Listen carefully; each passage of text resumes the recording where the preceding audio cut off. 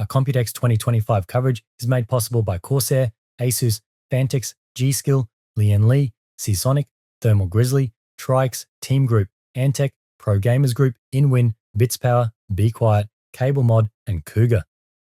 Welcome back, guys. I'm Stuart from GGF. It is Computex Day 4, the last day, and we are at the BITSPOWER booth. Now, there's a heap of sick custom builds. I probably won't go over them all because there's so many. I might just throw some B-roll over them all because they do look really, really good. Now, behind me, this is probably what you want to see the most, the new blocks for all of those new GPUs. So we have the BITSPOWER Nebula. That seems to be what they're calling these latest range of GPU blocks. They've been doing that for a few series or a few generations now.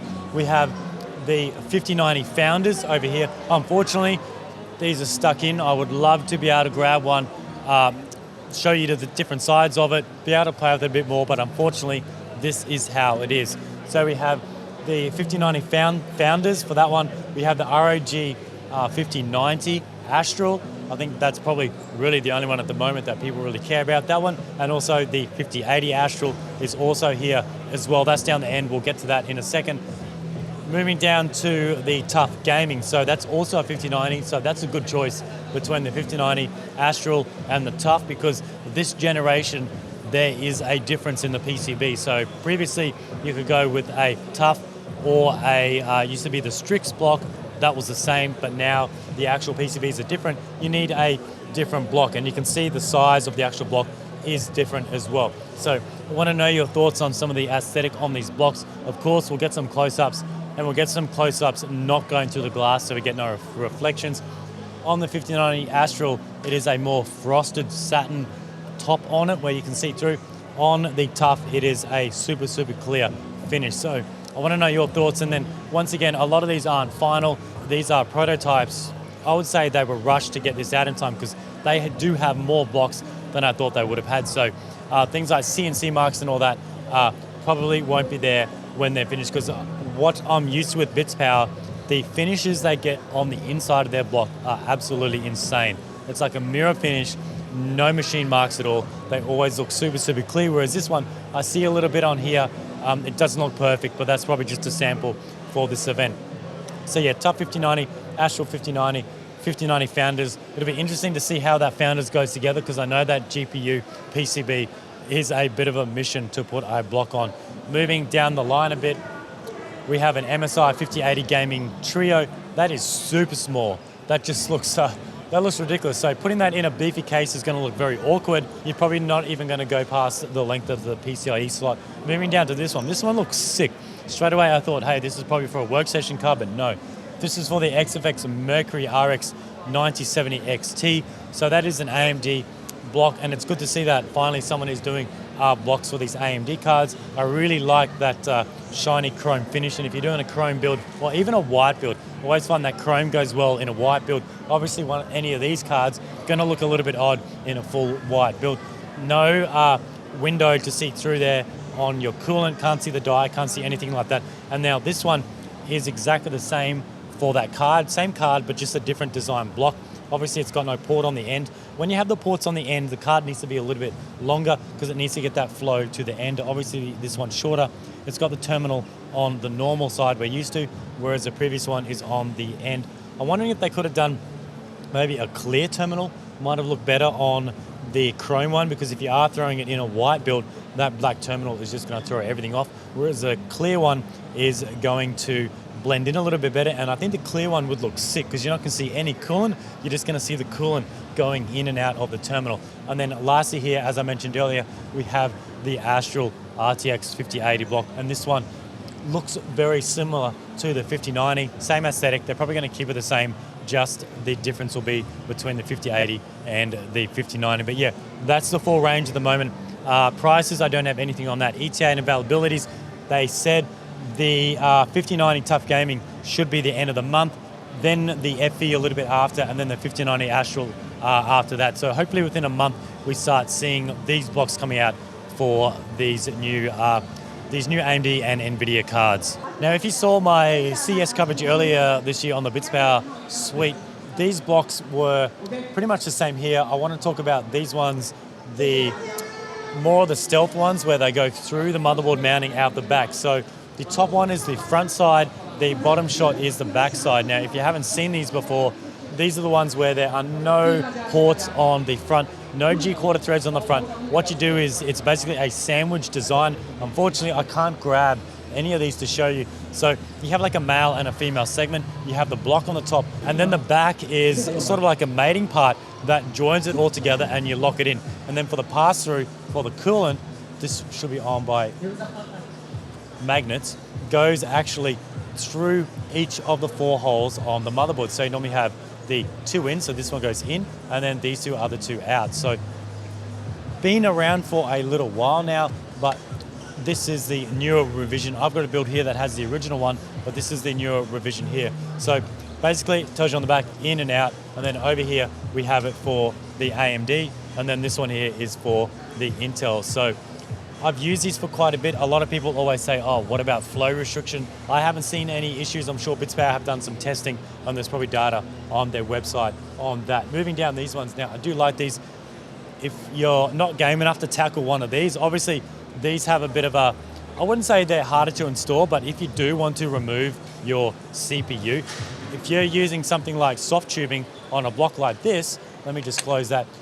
Soft tubing on this, you can normally remove your block and just move it out of the way with the soft tubing attached. If you mount the other one over here to your motherboard, even if you use soft tubing on the back portion of it, you still need to take this hole off. So you are literally pulling that block apart and you'll have to drain your system. So a little bit more complex on that one. This one here, more sort of traditional block. These are cool, but the covers, you can take this off. This is actually, I thought it was going to be acetal, but that is actually metal. Then we have the nice, I'm actually digging the nice frosted look, and I reckon that's going to look really sick once you get that RGB lighting in there, because that frosted acrylic is really going to sort of blow up and look really cool with the RGB. Now moving over to, I can't really open this one unfortunately. We have a more, I would say a sort of titanium look. It's got that satin finish and the silver. I'm actually good they didn't go with something like a direct chrome, because it would have been a little bit out of place. But in saying that, we did look at that previous AMD GPU block, so maybe if you got the AMD version, they could do a full, actually we've got a cover here, a full chromed finish. So if you do go with that GPU block, you could have the full chrome setup, and when you pair it with BITSPOWER's, they got pre-bent chrome tubing, that would look super, super sick.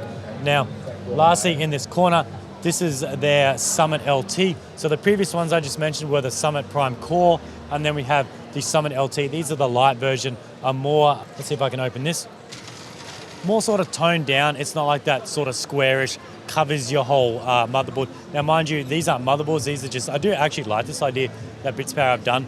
Rather than getting a whole bunch of motherboards, sourcing all of them, they've just got like these stickers and stuck them on, but it doesn't give you that 3D depth. So obviously with this one, you're gonna have your IO cover around here, you're gonna have your heat sinks up here, and then the bottom one. So these ones really fill that space, but the smaller ones here more have the gaps around it. And I believe these covers can come off as well.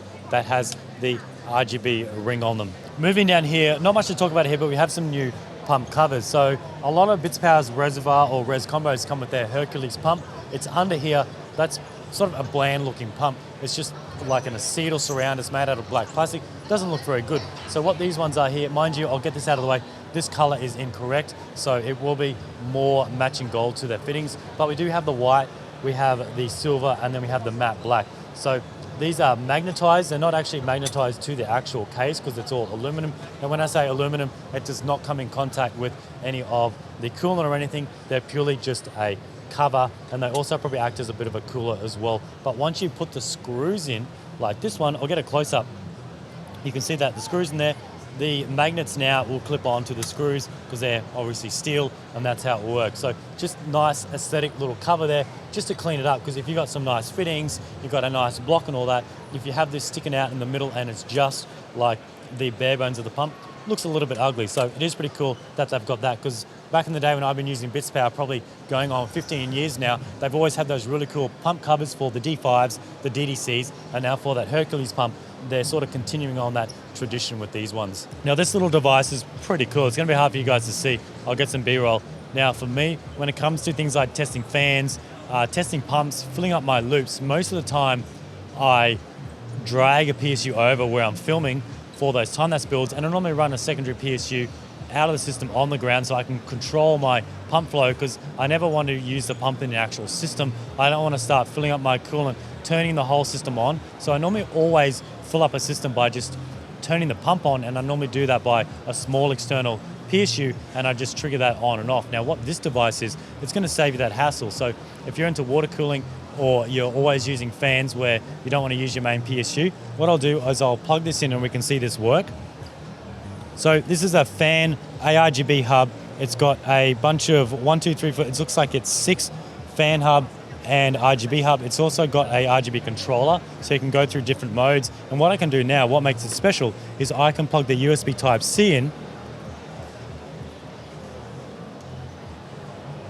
and that just comes straight out of a power bank. So if now I'm filling up a build, I can just run a power bank, I can run the pump into that, and then I can control that pump. Now when it comes to pumps, you can't be running things like D5s and stuff like that. Anything that has a Molex SART, it can't do that. It's only a pump that has a fan header cable on it, so things like the Hercules ones and DDCs for that. But that's something cool just for those enthusiasts who find that if they are using a power supply for a lot of things, this might be something for you. At CES earlier this year, I covered the HYTE Y70 distro that BITSPOWER are doing. So this is what it looks like. It's absolutely monster. It is a dual loop distro. So you have the top half here, the bottom half here. It's 2 separate loops. So the top is the CPU, the bottom is your GPU. I'll get some shots from this way so we can see inside. So what it's meant to do, if you're using 2 different coolants, it's meant to look like it sort of intertwines into each other, but it actually stops halfway. So it would have been sick to actually see this in action. I think I may still have some footage of when I did the CES, so for those who didn't see that, I can get a shot of that for you. But apart from that, it is finalized. Just a quick one, this will be coming out. Price is to be advised, they don't have anything on that yet. That is it at the BITSPOWER booth. We cover those new GPU blocks, those CPU blocks, which are going to be out soon, but all of those are basically the same as what we saw at CES, and then those 2 other items. But anyway, I want to really thank you guys for all tuning into the channel and also supporting me as well. But once again, thank you for watching, and I want to thank BITSPOWER for supporting this coverage, and we'll see you in the next one.